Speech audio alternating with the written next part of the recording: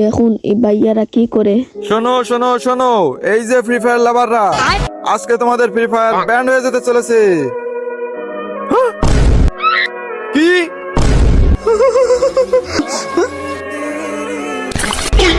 আজকে আব্বুর পকেট থেকে টাকা চুরি করে ডায়মন্ড কিনলাম, আর আজকে ফ্রি ফায়ার ব্যান্ড। এই আইডি কি করবো? আইডিয়া, যাই আইডিটা বিক্রি করে দিই তাড়াতাড়ি।